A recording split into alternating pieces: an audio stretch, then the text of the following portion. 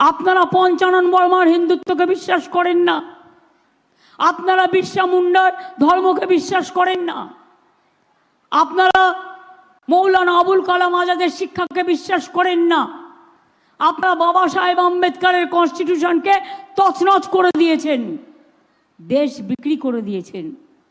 আবার ভোট চাইছেন। না জেতার আগেই বলছে চুন চুনকে জেল মে ভরেঙ্গে আর লপটা দেঙ্গে। যদি জিতে যায় তাহলে কি করবে বুঝতে পারছেন? এমনকি 34 বছর অত্যাচার করার পরেও আমরা স্লোগান দিয়েছিলাম বদলা নয় বদল চাই। তাই এত অত্যাচার করার পরেও সিপিএমের কারো গায়ে আমরা কেউ হাত দিইনি। রবীন্দ্রসঙ্গীত নজরুল সঙ্গীত বেজেছিল, মনে রাখুন। আর আজকে বলছেন অ্যাসেম্বলি ইলেকশনের আগে বলেছিলেন इसका बार बंगाल में 200 पार, 70 पार नहीं हुआ था। जो भी पार हुआ था उसमें भी 10 हमारे साथ आ गया। और এখন বলছেন 543টা পার্লামেন্টের ইলেকশন সারা ভারতবর্ষে, বলছেন इसका बार 400 पार। আমি বলি আগে 200 তো পার করুন, তারপরে সাঁতার কাটবেন। সাঁতার কাটার জন্য অনেক গ্রামের পুকুর ডোবা আছে, না পেলে ব্যবস্থা করে দেব।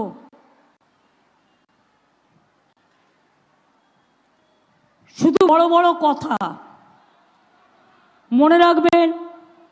এরাই শীতলকুচিতে ভোটের লাইনে 4 জন সংখ্যালঘু এবং একজন রাজবংশী ভাইকে খুন করেছিল। 4-5 দিন আগেও মালদায় হাবিবপুরে বিএসএফ একজনকে খুন করে বলে দিচ্ছে অনুপ্রবেশকারী, তুমি বলবার কে? তুমি তো পুলিশকে হ্যান্ডওভার করবে, পুলিশ তো দেখবে তার কাগজপত্র কি আছে কি না আছে, তার জন্যও তো আইন আছে। কাউকে গুলি করে মারার কোনো আইন তোমাদের নেই। তাই আমি আপনাদের বলবো, কেউ কে এসে বলছে হামারা বাত তো শুনতা নেই। সেদিন আমি চালসায় যাচ্ছি, সাহস কত বড় দেখুন। আমি ঈদের মিটিং করে আমি চালসায় ফিরছি, তো আমার গাড়ি যাচ্ছে আর চোর চোর করে চিৎকার করছে। আমি বলি ওরে পকেট মার। যে পকেট মারি করে সে আগে বাজবার জন্য পকেট মারি করে চিৎকার করে। সবচেয়ে বড় চোর, सबसे बड़ा गद्दार, सबसे बड़ा डाकू, सबसे बड़ा माफिया राज आज कोई चलाते हैं तो बीजेपी चलाता है, हम लोग नहीं। ये बात याद रखना। बांग्ला सच्चाई ढंग से काम करते हैं, ये हमारा चैलेंज है। अगर आपको 4 बच्चा रहेगा, एक बच्चा सादा हो सकता है, एक बच्चा थोड़ा गोरा हो सकता है, इसका मतलब ये नहीं है सब खराब है।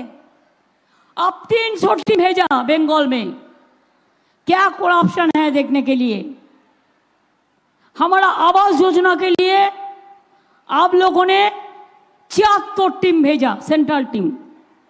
हमारा 100 दिन कागज के लिए 49 टीम भेजा, और भी 300 टीम भेजा, लेकिन कुछ नहीं मिला, कुछ नहीं मिला।